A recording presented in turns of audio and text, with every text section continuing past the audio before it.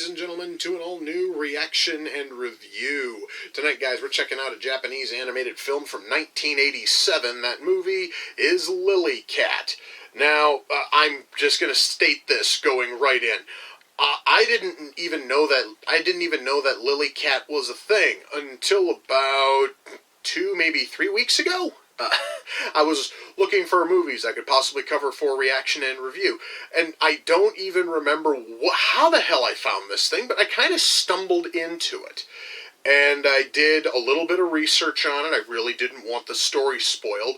And the one thing that seemed to pop up a lot in what little I could find is there's a lot of people claiming that this is a knockoff of Ridley Scott's Alien.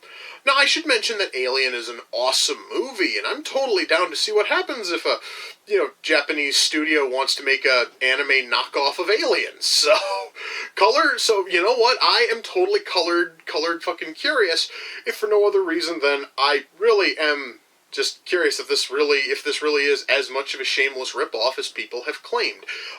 It actually might be a fun movie. It also might be just a plain fucking straight up lazy clone of Alien. I have no idea. The only way I'm going to find out, guys, if this thing is any good at all is if I shut up and I push play. And I'm going to do that right now. So, without further ado, it's time to kick back, relax, and check out Lily C.A.T. Well, guys, I'm gonna say this. I find it really fascinating that the movie has just started. We've barely had the opportunity to get to know any of our characters, and we've already got a body count of 2. And in all seriousness, the 2 of them who died were really not 2 of them I thought were going to go first. So at least it's kind of keeping me on my toes. I really can't take a guess as to who the hell is going to kick off next. And that's at least sort of cool.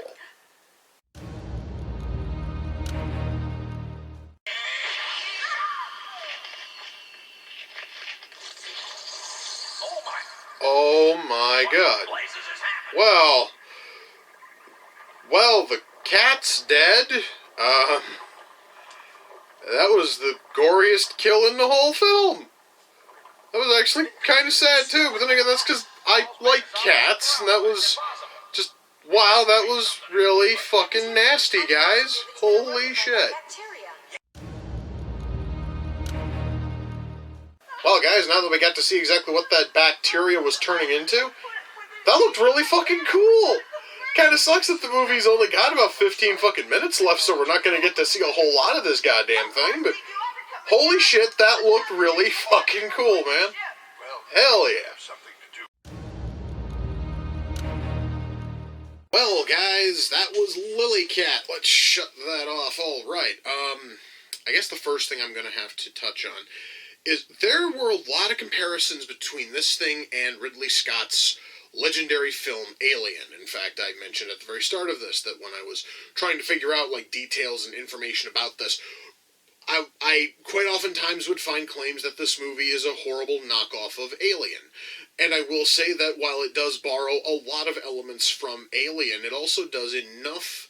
It also does enough of its own things to make it stand out and make it its own thing. So I most certainly am not going to call it a knockoff. I will say that out of the rather narrow genre of a bunch of people on a spaceship and some unknown alien threat is trying to slowly wipe out all of them, Alien certainly did it better, but that really doesn't mean that this is a knockoff of it. It's just sort of part of a rather long-standing genre in the world of sci-fi. But anyway, why don't we talk about the story itself instead of whether or not this is a knockoff of Alien? I just kind of wanted to touch on that because that seemed to be a real big talking point amongst people, is that this apparently was a knockoff of Alien and that makes it horrible and so on and so on and so forth. So let's talk about the story. There is a small problem with this, and it's a problem I have found with a couple of movies in the past, and it's that this movie's runtime is probably its biggest hindrance. You see, the movie is only about an hour long. It actually is just over an hour long.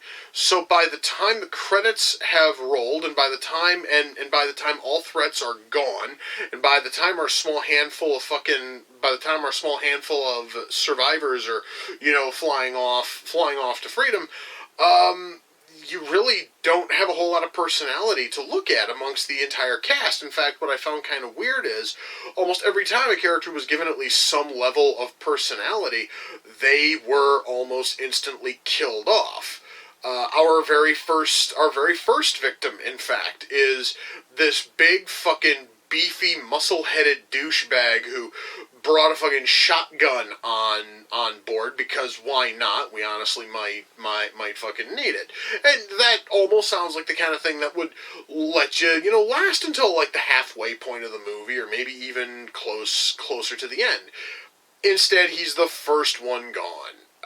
And mind you, he was the only one who actually had personality outside of, the one guy who's fucking Australian, and the other one who's the boss's daughter, and, and by the way, that honestly is about all she ever gets for personality, is that she's the boss's daughter, and she went on this mission to make some other stupid skanky bitch jealous, or some such.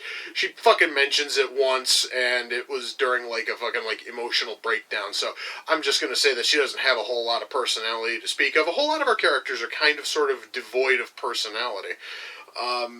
At least a personality that we could actually follow, or a personality that's worth fucking remembering, because once you honestly are given some kind of a personality trait, you are dead. So as soon honestly as one character is shown to be the fucking doctor, oh, he's fucking dead. Why? Oh, because he had a fucking personality quirk of being a fucking doctor. When another guy goes and he outs himself as a fucking cop, within like a scant few minutes, he's fucking dead. Why? Oh, because he dared to have the personality quirk of being a cop. Apparently just having a job is enough of a personality quirk to guarantee that your ass is gonna fucking die.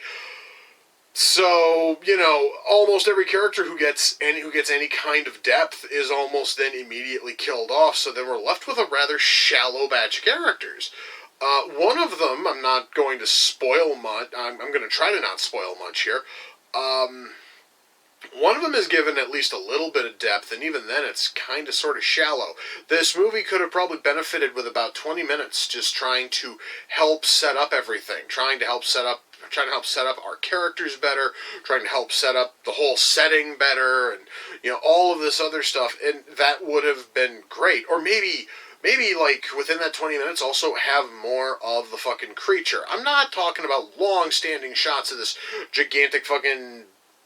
giant creature that's been formed by the fucking alien bacteria that's on the ship.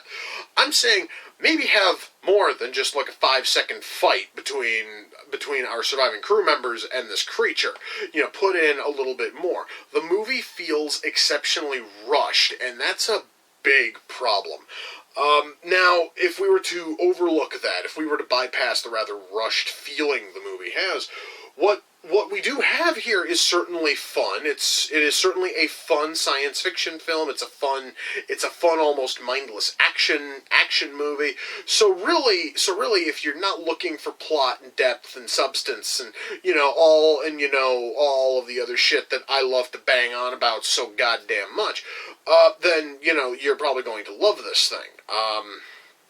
There actually is a fascinating twist late into the movie, and I really and once more I'm trying not to spoil the story, but I'm just going to say this much: the twist actually justifies the goofy fucking title, so I can at least say that.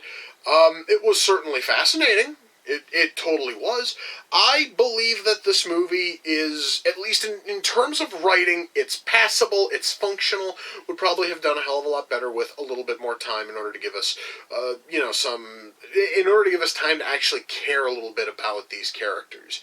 Like, I'm going to tell you guys, the ship's captain, When it comes to him, about the only depth we have is that I think he said he's like 250 years old or some such shit, because he goes on these long, long hibernation flights.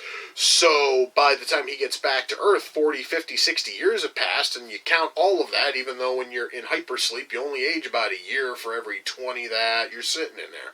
Anyway, that, once more, it would have been cool if we'd have gotten a little bit more personality, a little bit more depth with him, because he honestly was a fascinating character, and I would have loved to have learned more about him. Unfortunately, we don't really have the time to look at anything, and we're just kind of rushing onwards to the big story involving the alien and the people who are still on board the ship and who still have a pulse. So yeah, writing here is fine, albeit ridiculously rushed. However, though, if you're into mindless action films and, all of that, well, that means then you are going to love this, because you don't have all of that plot getting between you and the action. You just have a whole lot of scenes where really not... Okay, you know what? Now, honestly, that I think about it, this probably isn't the best thing for action movie fans, because there really are a lot of scenes of just not really a whole lot happening. There really is just like a lot of scenes of characters talking and not really accomplishing anything or doing anything, or characters who are building flame fucking throwers that I believe only get used all of twice. So once more, you could have taken those scenes, you could have dedicated a little bit more time to trying to flesh out the characters, trying to flesh out the creature, trying to flesh out, everything else, and you didn't. Instead, you have, like, dialogue that goes fucking nowhere and really just feels like it's just there to pad out the movie a little bit. So yeah, writing here is a little bit troublesome, but honestly, you can probably look past a whole lot of the flaws and see something that almost kind of works. So I'm just going to leave it at that. Acting. I watched the dubbed version of this, which was dubbed back in the 1980s, and was and this dub was handled by a man by the name of Carl. His name was Carl Maychek, who did a whole lot of dubs back in the 1980s, and he did a lot of in other projects. I know he would take liberties with the subtitles, and he would take liberties with the characterization. So perhaps maybe all of my complaints are because I watched the dub and they got rid of any sort of character depth or personality and just decided to have a whole bunch of talking that goes fucking nowhere, and it kind of sort of ruins the pacing and the speed. I don't know. But one thing that is sort of that is sort of a noticeable thing when it comes to projects that were done by fucking Carl Maychek and his studio Streamline Pictures is that the acting is sometimes a little bit wooden, and we have that problem here in spades. Well, I would call it a problem if you're not used to this kind of acting. I've seen so many projects go through Streamline Pictures. I honestly have gotten used to the kind of wooden acting that seems to only come. It is a very special kind of wooden acting that comes from Streamline Pictures. It seriously isn't as bad as some of the other performances I've seen from other studios and other companies and other directors. But it is still wooden and stilted and a little bit fucking lifeless. But it almost works. They're also, and this is also another thing that seems sort of common with Streamline films, is there's this weird echo behind almost every single voice. And that would be fine if it was the same kind of echo with every voice, and you could just say that it was just the way that the sound was bouncing off the walls in that specific hallway or in that specific room. Unfortunately, the echoes are different from actor to actor, and it sounds kind of fucked up. That honestly is a problem I cannot forgive. However, though, the acting, what is here, is still kind of sort of wooden, and it's kind of stilted, and it's sort of lifeless, but it still works, and I'm going to at least say that it works. And I honestly was fearing an absolutely horrendous dub. At least I didn't get that. I just got one that was kind of shit. Animation. The animation here is actually pretty good. Mind you, now this movie really doesn't do anything ultra special until we get to our big monster towards the end of the film, when all the bacteria that has gone onto the ship and has been killing off the crew begins to take a form. And when that thing is animated, it looks fucking awesome. And I'm talking everything from the tentacles to the fucking things like face like splitting open and showing the like various faces of all the different, you know, people and animals which this thing has taken into itself because of all of this bacteria. All of that looks awesome, and the animation here in terms of actual character, in terms of like character movement and all that, is for the most part good. I could probably count the number of really bad-looking shots on one hand, but oh well, that honestly isn't a huge problem. I'm not going to, you know, let that fucking ruin this. Our sound mix is pretty good. Once more, I have to comment on the fact that every actor seems to have a very different echo behind them as they're talking. That could probably have been fixed with a little bit of sound editing, but oh well. It honestly works. It works, and it works incredibly well. The sound mix in terms of, and when I say that, I mean sound mix in terms of things like special effects, and is the music fucking balanced out, and all that is fine. Our music here is fine. Honestly, guys, Lily C.A.T, would I be able to recommend Lily C.A.T? If you can find it for free, yes. And I know for a fact you can find it for free because I downloaded it off of a fucking website, and for the life of me, I can't remember which goddamn website I downloaded it from. I do know that this thing is available on DVD, but the prices that they are asking for it, I believe on Amazon, I think I saw it for like $17. That's far too much. $7 would be far too much for this fucking thing. If you can find a copy on DVD for like $2, I'd say jump at it. Like $2 or less. Beyond that, just fucking download it, because it's totally worth watching once. I really don't think it's worth owning. I honestly am not going to be hanging on to this downloaded copy much fucking longer. But hey, I was very curious about this thing, and I finally got to watch it, and there were some moments that were genuinely nasty and sick and gross, and that's not something that I normally see in Japanese anime. I really don't normally see scenes that honestly kind of shake me or sicken me or what have you, so that is always good. So yeah, guys, I can totally say that Lily C.A.T is worth downloading if you can find a copy of it somewhere. It's totally worth watching once if you find it on like YouTube, or if it's on like Crunchyroll or Hulu or something and it's free. Jump on it. To buy it, hell no. It has way too many flaws to honestly justify a purchase. But it is totally worth checking out once, if for no other reason than out of morbid curiosity. And you know what? After watching this and noticing all of the similarities between this thing and Alien, I kind of feel like watching Alien. And unfortunately, I don't have a copy of Alien in my Blu-ray collection. So I'm going to have to go over to Amazon and buy a copy of Alien, and I'll figure out something else. I'll find something else in my Blu-ray collection to watch. Not totally sure what as of yet, but I will totally find something. And then when Alien comes in, I'm going to be all happy. I'm going to celebrate, and then I'm going to watch fucking Alien. Anyway, my friends, with that, we come to the close of another reaction and review. Until next time, ladies and gentlemen, take care, and I will see you all in the near future. Peace.